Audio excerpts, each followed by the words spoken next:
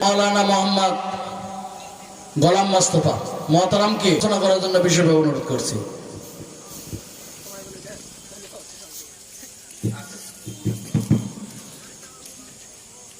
আসসালামু আলাইকুম ওয়া রাহমাতুল্লাহি ওয়া বারাকাতুহু।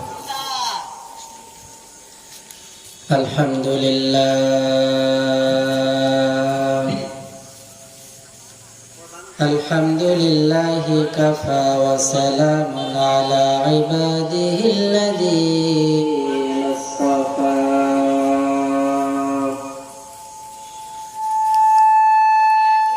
আম্মা বা'দু ফা'উযু বিল্লাহি মিনাশ শাইতানির রাজীম।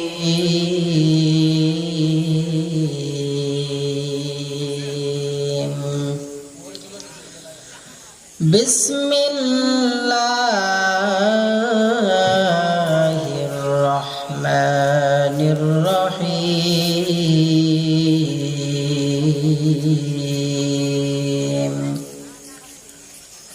ইয়া আইয়ুহাল্লাযীনা আমানু ইসতাঈনু বিস-সাবরি ওয়াস-সালাহ।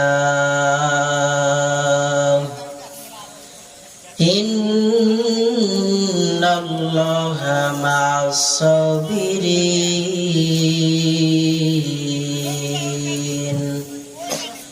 ওয়া ক্বালা আন-নাবিয়্যু সাল্লাল্লাহু আলাইহি ওয়াসাল্লাম আদ-দুনিয়া সিজনুল মুমিন ওয়া জান্নাতুল কাফির।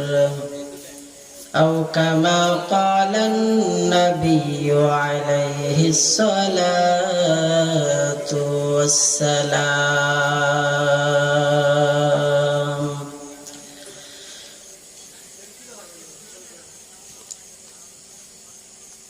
صدق الله مولانا العظيم وصدق رسوله النبي الكريم ونحن على ذلك لمن الشاهدين والشاكرين والذاكرين والحمد لله رب العالمين.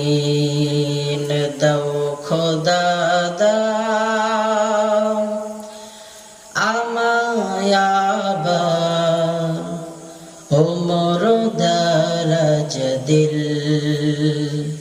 দাও খোদা দাও আমায়াবার ওমর দারাজ দিল। দাওয়ালির মতো বীর সেনানি, আলির মতো বীর সেনানি জাগাতে নিখিল। দাও খোদা দাও আমায়াবার ওমর দারাজ দিল। হামজাকে দাও ঘরে ঘরে জীবন দিতে অকাতরে। আবার কাবা ভাঙতে এলে পাঠাও দাও খোদা দাও।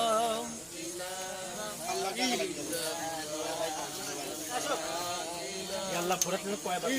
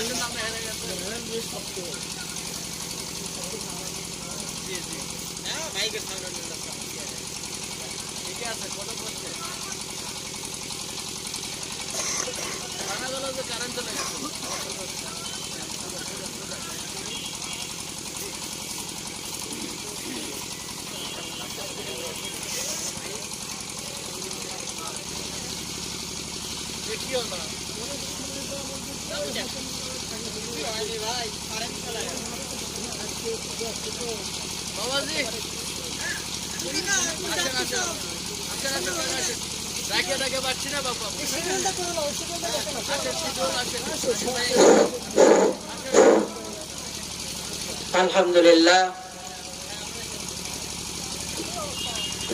শুভবসা উত্তরপাড়া জামে মসজিদের উন্নয়ন কল্পে বিশাল এই ঐতিহাসিক তাফসিরুল কোরআন মাহফিল আজ 19 নভেম্বর 2024 বরকতপূর্ণ এই মাজলিসে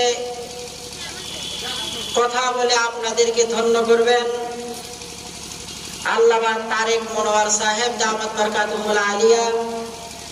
আল্লাহ পাক হুজুরের এই মেহনতকে সারা বিশ্বময় নিরাপদে মৃত্যু পর্যন্ত কবুল করেন, সকলেই বলে আমিন। সম্মানিত উপস্থিতি, আমি কোরআন কারীমের আয়াতের মধ্যে হতে একটি আয়াতে কারিমা তেলাওয়াত করেছি। আয়াত ও হাদিসকে সামনে রেখেই সংক্ষিপ্ত সময় কিছু কথা বলার চেষ্টা করব ইনশাআল্লাহ। যে আয়াতে কারিমা তেলাওয়াত করেছি, আয়াতের মধ্যে আল্লাহ পাক বর্ণনা করেন, ইয়া আইয়ুহাল্লাযীনা আমানু ইসতাঈনু বিস-সাবরি ওয়াস-সালাত। ও ঈমানদারগণ, আমি আল্লাহ পাকের কাছে চাও বিস-সাবরি ওয়াস-সালাত, ধৈর্য আর নামাজের মাধ্যমে। আল্লাহ পাক রব্বুল আলামিন এমন যে রবের কাছে চাইলে রব বড় খুশি হয়। এজন্য আল্লাহ তাআলা জানিয়ে দিলেন, ঈমানদার, আমি রবের কাছে যদি চাইতে চাও তাহলে তোমরা দুই জিনিসের মাধ্যমে আমি রবের কাছে চাও, তাহলে চাইতে দেরি হবে রে, আমি রবের পক্ষ থেকে তোমাদেরকে দিতে একটা মুহূর্ত দেরি করব না। আল্লাহ তাআলা জানিয়ে দিলেন, বিস-সাবরি ওয়াস-সালাত, ধৈর্য আর নামাজের মাধ্যমে আমি রবের নিকটে চাও। দুঃখজনক হলেও সত্য যে আজকে আমরা মুসলমান, আমাদের মাঝে ধৈর্য নাই, নামাজেরও খবর নাই। কথা বলেন ঠিক কিনা?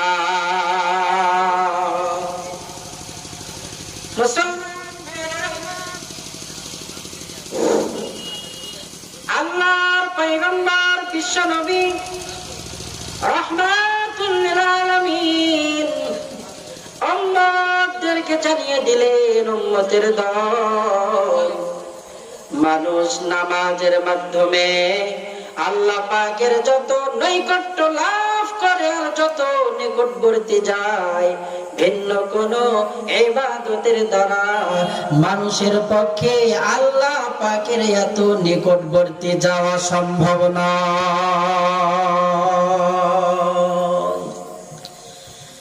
এজন্য সমস্ত ইবাদতের মধ্যে আমাদেরকে নামাজের ব্যাপারে খুব যত্নবান হওয়া চাই। যার জিন্দেগির মধ্যে নামাজ নাই, ওই ব্যক্তির দুনিয়াতে কোনো দাম নাই। আত্মীয় স্বজনের বাড়িতে না গেলে যদি আত্মীয়তার বন্ধন ঠিক না থাকে, আল্লাহ তাআলা জানিয়ে দেয়, রে মানুষ, দুনিয়ার মানুষের বাড়িতে না যাওয়ার কারণে যদি মানুষের সঙ্গে সম্পর্ক ঠিক না থাকে, আমারও দুনিয়াতে একটা ঘর আছে, আর এই ঘরের নাম হইল মসজিদ। কোন ব্যক্তি যদি মসজিদের দিনে 5 বার না যাওয়া আসে করে, তাহলে ওই ব্যক্তির মাঝে আর আমি আল্লাহর মাঝে কোনো সম্পর্ক আর বাকি থাকে না। এজন্য মৃত্যুবরণ করতে হবে আমাদের।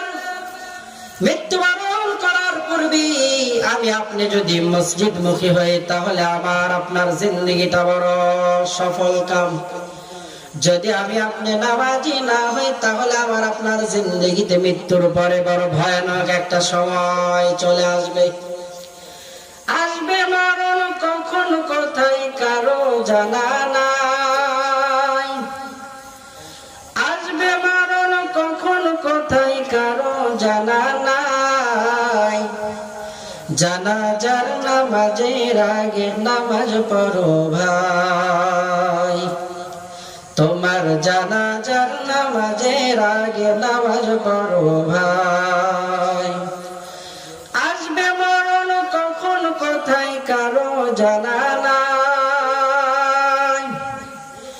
আসবে মরণ, কখন কোথায় কারো জানা নাই। জানাজার নামাজের আগে নামাজ পড়ো ভাই, তোমার জানাজার নামাজের আগে নামাজ পড়ো ভাই। মুসলমান বন্ধুগণ, আমার আপনার জানাজা কখন সংগঠিত হবে আমাদের কারো জানা নাই। কারণ জানা নাই মালাকুল মাউত না জানি কখন এসে সামনে দাঁড়িয়ে যাবে। মুহূর্তের মধ্যে আমার আপনার সকল পরিচয় হারিয়ে যাবে। মুহূর্তের মধ্যে আমার আপনার জানটা নিয়া মালাকুল মাউত উড়াল দিবে। সঙ্গে সঙ্গে আমার আপনার সমস্ত নাম, সমস্ত গুণ, সমস্ত স্ট্যাটাস হারিয়ে যাবে। আমার নাম দাঁড়িয়ে যাবে লাশ, আপনার নাম লাশ। পৃথিবীর সমস্ত মানুষগুলো যারা ইন্তেকাল করবে তাদের নাম হয়ে যাবে লাশ। একদিন আমার নাম হবে লাশ, একদিন আমার নাম হবে লাশ। হবে কি হবে না? দুনিয়ার থেকে একদিন বিদায় নিতে হবে। এমন একটা সময় চলে আসবে, নিচে মাটির বিছানা উপরেতে বাস। নিচে মাটির বিছানা উপরেতে বাস। যেদিন আমি হব লাশ, যেদিন আমি হব লাশ। এজন্য লাশ হয়ে খাটিয়াতে সবার আগে আপনাকে আমাকে আল্লাহ পাকের ঘরের মেহমান হতে হবে। মানুষ যখন দুনিয়ার থেকে বিদায় নিয়ে চলে যায়, একটা বিষয় কি চিন্তা করেছেন? এতদিন ইমাম সাহেবের পিছনে আপনি দাঁড়িয়ে দাঁড়িয়ে নামাজ আদায় করতেন, আজকে আপনার অবস্থা এতটাই করুণ, আজকে আপনার অবস্থা এতটাই ভিন্ন যে আজকে আপনি ইমাম সাহেবের সামনে দাঁড়িয়ে আছেন, তাও আবার লাশ হয়ে। আমার আপনার জন্য ইমাম সাহেবের সামনে খাটিয়ার মধ্যে শয়ন করা ওই সময় সুফল হবে যখন আমি আপনি দুনিয়াতে ইমাম সাহেবের পিছনের লোক হব বা থাকবো, অর্থাৎ 5 ওয়াক্ত নামাজি হব। আল্লাহর পয়গম্বর বলেন, কুল ইন কুনতুম তুহিব্বুনাল্লাহা ফাত্তাবিউনি ইউহিব্বুকুমুল্লাহ। আমার বান্দা, তোমরা যদি আমি রবকে পাইতে চাও রে, ফাত্তাবিউনি ইউহিব্বুকুমুল্লাহ, তাহলে আমার রাসূলের ইত্তেবার অনুসরণ করো। আমাদের নবী কেমন নবী, কেমন পয়গম্বর জানেন? জানেন আল্লাহ পাকের মেরাজে আল্লাহ পাকের রাসূল গেলেন, আল্লাহ পাকের সঙ্গে কথোপকথন চলে। আল্লাহ তাআলা জানিয়ে দিলেন, নবী আপনি কি চান? কারণ আজকে আশিক আর মাশুক এক জায়গায় হয়েছে রে পয়গম্বর। আজকে আপনি চাবেন আর আমি রব আপনাকে সব দান করে দিব। আল্লাহ তাআলা আমার পয়গম্বর জনাবে মুহাম্মদ সাল্লাল্লাহু আলাইহি ওয়াসাল্লামের চেহারার দিকে তাকিয়ে দেখে চক্ষু দিয়ে দরদর করে পানির ফোঁটা পড়ে। আল্লাহ তাআলা জানিয়ে দিলেন, হাবিব আমার, আজকে তো আপনার কান্না করার কোনো কারণ আমি খুঁজে পাই না, কারণ স্বয়ং আমি রব আপনার সামনে বসা। আবার পয়গম্বর জানিয়ে দিলেন, মালিক, আমার চোখের পানিগুলো যদি মুছতে চান তাহলে আমাকে এখনই ওয়াদা দেন, আমার গুনাহগার উম্মত গুলোরে আপনি জান্নাত দান করবেন নি। আল্লাহর পয়গম্বর আল্লাহ পাকের সামনে গিয়ে কান্না করেন আর উম্মতের ভালোবাসা প্রকাশ করেন। নবীজির মা আমিনা বর্ণনা করেন, আল্লাহর পয়গম্বর যেদিন দুনিয়ার জমিনে তাশরিফ আনলেন সুবহে সাদিকের সময়, আল্লাহর পয়গম্বর দুনিয়াতে আসার পরই তাশাহুদের শুরুতে বসে আল্লাহ পাকের কুদরতি কদমে সিজদায় লুটিয়ে পড়েছে। মা আমিনা বর্ণনা করেন, আমি আমার পয়গম্বরের নিকটে মুখ বরাবর আমার কানটা লাগালাম।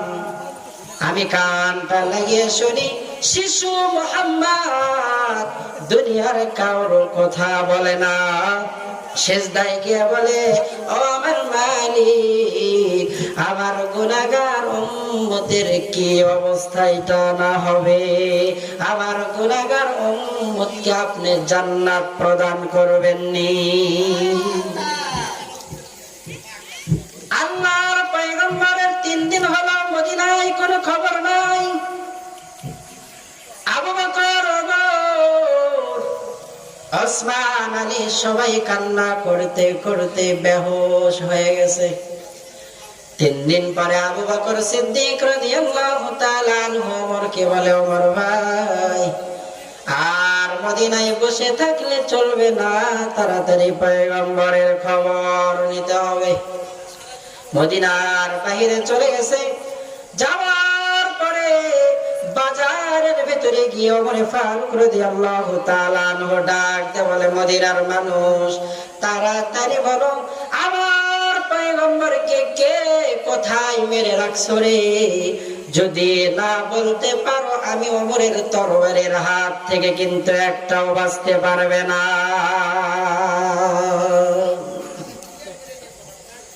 ওমর ফারুক রাদিয়াল্লাহু তাআলা এবার মরুভূমির ভিতরে চলে এসেছেন। যাওয়ার পর দেখে রাখাল মরুভূমির গাছের কিনারায় দাঁড়িয়ে দাঁড়িয়ে কান্না করে। ও ভাই, কান্না করো কেন? বলে, আজকে 3 দিন হলো আমাদের ওট বেড়া দুম্বা গুলো ঘাসে মুখ লাগায় না। বলে, কি কারণ? বলে, ওই যে গুহার মধ্যে কে যেন উম্মতি উম্মতি বলে কান্না করে। আল্লাহর পয়গম্বরের নিকটে গিয়ে দেখে পয়গম্বর সিজদায় লুটিয়ে পড়ে আছে। আবু বকর বলে, পয়গম্বর সিজদা থেকে মাথা উঠান, 3 দিন হলো পেটে কোনো দানা পানি নাই রে। ওমর বলে, আল্লাহর পয়গম্বর তাড়াতাড়ি মাথা উঠান, 3 দিন হলো মদিনার মানুষ অনাহারে আছে, আপনি যদি মদিনায় না যান মদিনার মানুষগুলো না খেয়ে ইন্তেকাল করবে। আল্লাহর পয়গম্বরের কোনো কথাই বলে না। মা ফাতেমা ডাক দিয়ে বলে, ও বাবা, আপনার উম্মতের জন্য আমার কলিজার টুকরা হাসান আর হোসেনকে আমি আপনার উম্মতের জন্য কুরবানি করিয়া দিলাম। আল্লাহর পয়গম্বর মাথা উঠায় না। আল্লাহ তাআলা জানিয়ে দিলেন, পয়গম্বর তাড়াতাড়ি মাথা উঠান। আল্লাহর পয়গম্বর মাথা উঠালেন এবং বললেন, আল্লাহ, আমার গুনাহগার উম্মতকে যদি ক্ষমা করেন তাহলে মাথা উঠাবো, না হয় মাথা উঠাবো না। আল্লাহ তাআলা জানিয়ে দিলেন, নবী, আপনাকে আমি আল্লাহ তাআলা কিয়ামতের দিবসের বাদশা বানাবো, আর আপনি আপনার উম্মতদেরকে সুপারিশ করে করে জান্নাতে দাখিল করাবে। এজন্য আসুন রাসূল আকরাম সাল্লাল্লাহু আলাইহি ওয়াসাল্লামের ইত্তেবা অনুসরণ করে করে আমাদের পুরো জিন্দেগিটা যাতে আমরা কাটাইতে পারি, আল্লাহ তাআলা আমাদের সব ভাইকে তৌফিক দান করেন। ওয়া তাওফিক ইল্লা বিল্লাহ। অসংখ্য ধন্যবাদ। খুব সুন্দর আলোচনা করেছেন মাওলানা গোলাম মোস্তফা। আসলে সময়ের কারণে আমরা তাকে সময় দিতে পারলাম না। তিনি যে কথাগুলো বললেন, মহান আল্লাহ পাক আমাদেরকে সবাইকে মানার মতো তৌফিক দান করুক। আল্লাহুম্মা আমিন।